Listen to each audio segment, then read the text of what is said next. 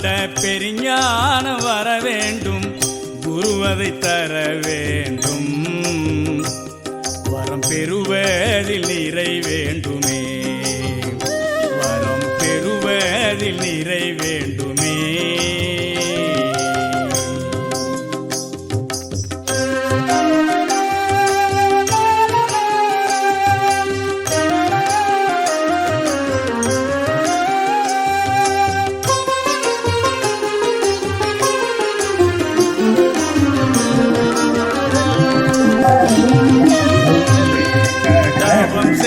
பலகாலம் நான் கண்ட சிவபோதம் சச்சிதானந்தமே.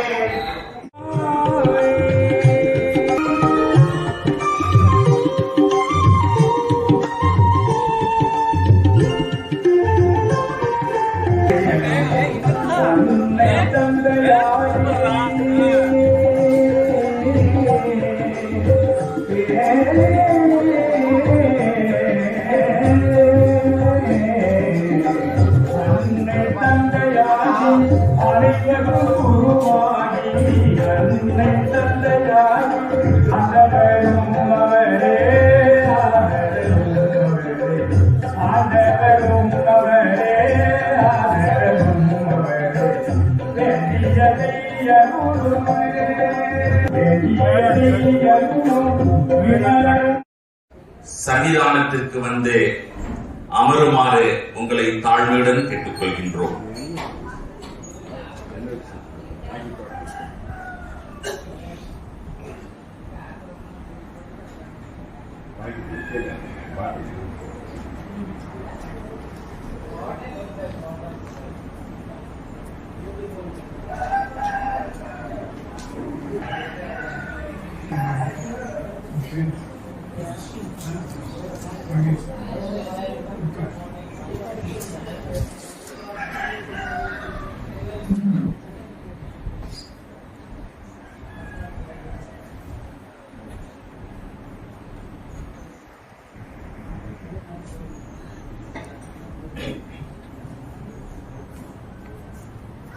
குருவே சின்மயத்தின் தன்னுருவே சீலமோங்கும் பாருளவும் பசுக்கரலும் பரமா ஏற்றமுள்ளோர்கள் என்றே அகமதிர் கொண்ட யானும் அருகுருவானை ஏற்றி தகையில சரணாகுவாரும் அருள் கோடாகுவாரும் சர்க்குருநாத துணை. சேவை செய்வது ஒரு புண்ணியம். வாக்கு மனம் காயத்தினாலே இறைவனை நினைக்கணும், இறைவனுக்கு சேவை செய்யணும். இந்த கையினாலே நல்ல காரியங்களை செய்யணும். அதனால நமக்கு இந்த சரீரம் போனாலும் நாம் எங்கு போறோமோ அது நமக்கு முன்பே போய் அது நிற்கும் தர்மம். எனவேதான் ஈதன் இசைவட வாழ்தல் அதோட ஊதியம் இல்லை உயிருக்கு. இந்த உயிருக்கு ஆதாரம் என்ன? இந்த தர்மம். தர்மம் தான் உயிருக்கு ஆதாரமாக இருக்கக்கூடியது. அந்த நிலையை அடைவதற்கு தியானம் அடிப்படையாக இருக்கு. அந்த தியானத்தை நாம் தொடர்ந்து செய்தால் சச்சிதமானதும் ஆன்ம சம்பந்தமான விஷயத்தில் கருத்தை செலுத்துவதும் எல்லா தொழில்களுக்கும் முக்கியமானதாக பாவிக்க வேண்டியது. அறிவாளிகளுக்கு உதவி செய்தல், சுயநலம் கருதாது பிறர் நன்மைக்கே உதவி புரிதல், அகமுக தியானத்தால் ஞானத்தை பெறுவது, அறிவின் கட்டளைக்கு உட்பட்டு மனதின் கட்டளையை மீறி நடத்தல், முழு மனதோடு குரு தொழுது புரிதல். எந்த உயிரிடம் உபகரிக்கும் போதும் தன்னை போலவே பாவித்தல்.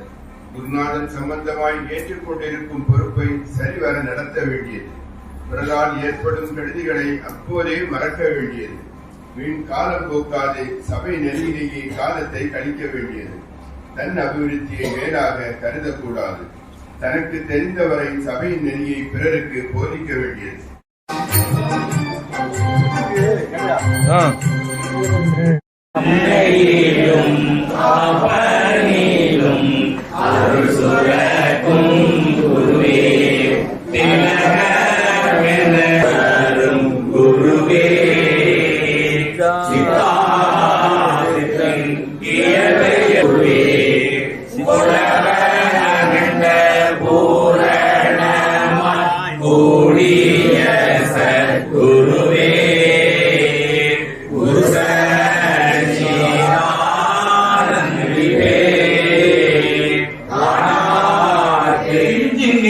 பாழ்மண்ணமே கொடி பாருங்கள்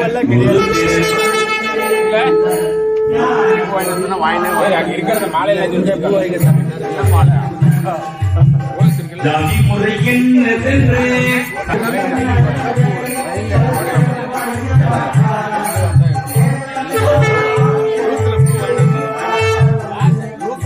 கொடி பாருங்கள் குரு திருப்படி தேர்ந்து வேதமற்ற கண்டு கொண்டோம் பிராமணன் என்று உரைக்கும் இந்த கொடி பாருங்கள் குரு திருப்படி தேருங்கள் ஞான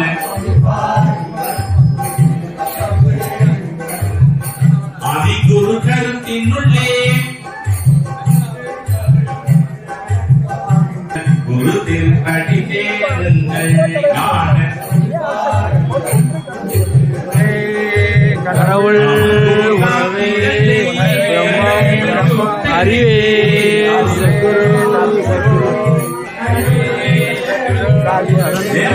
கடவுளிலே நிற்பவரே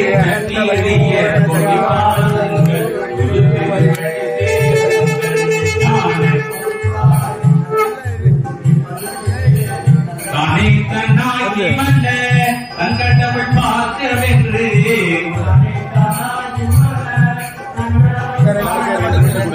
போகிய குருவாகிய முடித்து வைப்போம் வைத்திய நான் கொடி பாருங்கள் குரு திருப்படி சேருங்கள் ஞான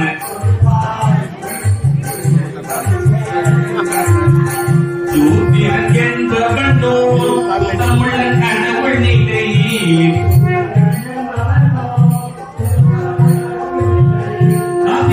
முதற்படியின் கணக்கறிந்தோர் நின்று கூறு கொடி பாருங்கள் குரு திருப்படி சேருங்கள் ஞான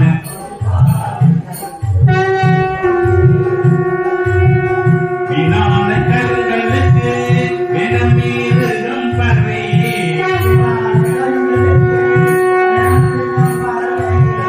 போனாமல் பறை செய்வோன் கொடிய மூட பஞ்சமண்ணா கொடி பாருங்கள் குரு திருப்படி சேருங்கள் ஞான இனிய உயிராகி வந்து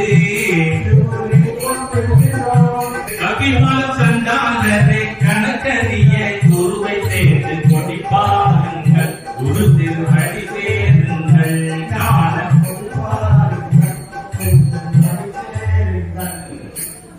தூள தேகத்தாப்னவென்ற வாய பரந்தான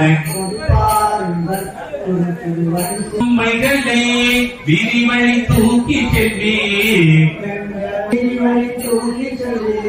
உண்களத்துக்கு என்ன சொல்லும் உளிதரை கொடி பாருங்கள் குரு திருப்படி சேருங்கள் உயர் குருவாய் இறைந்த பல சமய படுகொழியை சுவாமிகளின் அதனாலதான் பெரியவர்கள் என்ன சொல்றார்கள், இந்த மனதை நீ ஒருநிலைப்படுத்தி விட்டாலே நீ ஒருபடி உயர்ந்தவர்கள். எந்தை நின் பாதம் தங்கிடும் போதம். போதம்னா என்ன பொருள்? அறிவுன்னு பொருள், ஞானம்னு பொருள். எந்தை நின் பாதம் தங்கிடும் போதும் ஞானம் அறிவு. எங்கும் எல்லோரும் கொண்டாடும் வேதம். ஞானிகளையும் குருவையும் வணங்குறதுக்கு அவர்கள் எல்லாம், அதாவது தேவாதி தேவர்கள் எல்லாம் திசை திசை வணங்குகிறார்கள். எங்கு அவர்கள் எழுந்தருள் இருக்கின்றார்களோ அந்த திசையை நோக்கி வணங்குகிறார்கள். ஏன்? ஞானம் உண்டவன் தலைவிசை சுமப்பன், நீ ஞானி வேண்டுவதெல்லாம் ஆழம் உண்டவன் அவன் பின்னே திரியுவன், அவனடி துவக்கன்றோ சீல மன்னரும் மற்றுள்ள தேவரும் திசை திசை பணிந்து ஏற்ற காலி ரெண்டையும் தலைவிசை வையென கடற்வர்க்கம். அந்த தினமும் பாடுகிற அது எவ்வளவு பொருள் அடங்கிட்டு. ஞானம் உண்டவன்னா மகாவிஷ்ணு மண் எடுத்துண்டார். அவர் என்ன சொல்றாரு? ஞானிகள் திருவடி பூமியில படக்கூடாது, நான் தாங்கி செல்கிறேன். அவருடைய திருவடி தாங்குவதற்கென்றோ தலைநோக்கி இருப்பது சச்சிதானந்தன் திருவடியினர். அவருடைய திருவடி பூமியில படக்கூடாது, நான் தாங்குகிறேன். ஞானி வேண்டுவதெல்லாம் ஆழம் உண்டவன். ஆழகால விஷத்தை உண்டவர் யாரு? ஆழம் உண்டவன் அவன் பின்னே தெரியவன். எதற்காக? அவனடி துவக்கன்றோ பாத தூசி பரமனிவான் சச்சிதானந்தன் சேவன். அவனடி துவக்கன்றோ சீல மன்னர் உத்தமமான ராஜாதி ராஜர்களும் தேவர்களும் திசை திசை பணிந்து ஏற்ற, அவர் எந்த திசையில எழுந்தருளி இருக்கின்றாரோ அந்த திசை நோக்கி வணங்குகிறார். அப்பேற்பட்ட ஞானிகள் அவர்களுடைய பாடலை பாடுவதற்கு துணியவர். பாடலை ஒழுக்கமா பாடுனா அதுவே யோகம். பாடல் என்பது சாதாரண விஷயம் அல்ல. மனதை ஒருநிலைப்படுத்துவதற்காகத்தான் பச்சனை எல்லாம் பெரியவர்கள் காட்டினார்கள். எல்லாரும் உட்கார்ந்து ஞானம் அடைய முடியாது. சரிகை இரிய யோக ஞானம்னு பெரியவர்கள் காட்டுகிறார்கள். தொண்டு செய்வது, பஜனை பாடுவது, இறைவனுக்கு கைங்கரியம் செய்வது, இதெல்லாம் இருக்கின்ற பொழுதுதான் மனசு ஒருநிலைப்படும். எனவேதான் பெரியோர்கள் எல்லாம் இந்த பஜனை என்பது ஒரு பெரிய யோகம். திருமூலர் சொல்லுவார், யாகம் வளர்த்தி ஒருவன் இறைவனுடைய அருளை பெறுவதற்கு பதிலாக கடவுளுடைய பாடலை நீ பாடு, அது பெரிய யாகம். வேட்டவை இன்னும் விரிசலை நந்திக்கு காட்டவன் ஆவிலம் காலை மாலையும் ஊட்டவி காட்டன உள்ளம் குளிர்வுக்கும் பாட்டவி காட்டுதும் பாடவியாமே அவிர்ப்பாங்க. எல்லாரும் யாரும் செய்யக்கூடாது, அது பல லட்சம் வேணும். உன்னால முடியாது இல்லை, குருநாதார் குருநாதார் குருநாதார்னு சொல்லு. இந்த குருநாதாங்கிற சொல்லிலே எல்லா விஷயம் அடங்கியிருக்கு. புகாரமாகிய அறியாமை அஞ்ஞானம் இருள், ருகாரமாகிய ஞானம் அதை நீக்கி விடுகிறது. ருகாரம்னா அறிவு, ஞானம். அந்த காலம் குகையில் 1000 நாள் இருந்தாலும் செந்தீவம் கண்டவுடன் தீர்வது என்றவர். ஒரு குகையில 10,000 ஆண்டுகள் இருள் இருக்கின்றது. அதை கூட்டினால் போகுமா? தடியால் அடிச்சா போகுமா? ஒரு சிறிய விளக்கை கொண்டு போனால் போகும். அதுபோல நம்ம மனசுல பல்வேறு பிறவிகளிலே செய்த வினைகள், அறியாமை அஞ்ஞானம், அவைகளெல்லாம் ஞானம் உண்டாகிவிட்டால் அவையெல்லாம் போய்விடும். அப்போ இறைவனுடைய அருள் கிடைக்கும், கருவங்கள் தீரும். இறைவனுடைய அருளை பெறுவதற்கு இது ரொம்ப சுலபமான வழின்னு காட்டுகிறார்கள் குருநாதர். ஆகவேதான் கடவுளை உள்ள முறையை பாடுவது ஒரு பெரிய யாகம். சேவை செய்வது ஒரு புண்ணியம். பார்க்கும் மனம் காயத்தினாலே இறைவனை நினைவு, இறைவனுக்கு சேவை செய்வது. இந்த கையினாலே நல்ல காரியங்களை செய்வது. அதுதான் நமக்கு இந்த சரீரம் போனாலும் நாம் எங்கு போறோமோ அது நமக்கு முன்பே போய் அது இருக்கிற தர்மம். எனவேதான் ஈதல் இசைவட வாழ்தல் அது உள்ளது ஊதியம் என்று உயிருக்கு. இந்த உயிருக்கு ஆதாரம் என்ன? இந்த தர்மம். தர்மம் தான் உயிருக்கு ஆதாரமாக இருக்கக்கூடியது.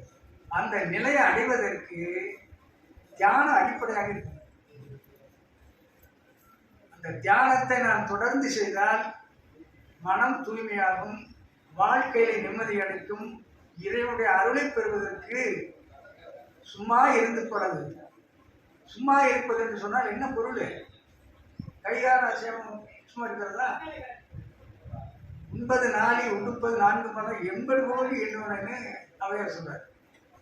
நீங்க சும்மா ஒரு நிமிஷம் இருக்க முடியுமா? ஏன் மனசு அப்படி பாயுது, அலைவாயுது. அந்த மனசு சும்மா இருப்பதற்கு சொன்னா நம்ம பாடலே ஒரு வரி வரும். சும்மா இருப்பதற்கே துணைவில்லை. சும்மா இருப்பதுன்னு சொன்னா ஜீவச்சேட்டை மனச்சேட்டை அடங்கி இருப்பது சும்மா இருப்பது. அப்படி இது ஒரு நாள்ல முடிகிற சமாச்சாரம் அல்ல. நம்ம பிறந்ததுல இருந்து இந்த சரீரம் மாய வரைக்கும் கடவுளை நினைக்கணும். அதுதான் இந்த மனித துறையுடைய இலக்கணம்.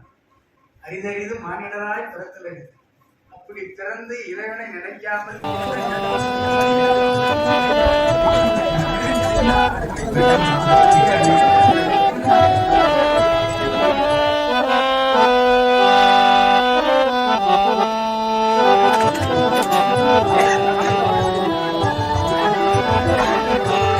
அன்னதானம் உண்ணவாரே, அன்னதானம் உண்ணவாரே, அருள்மிகு தாம்பரம் சபையிலே அன்னதானம் உண்ணவாரே, அழகிய தாம்பரம் சபையிலே அன்னதானம் உண்ணவாரே, அண்ணலில் அடியவர் கோடிவர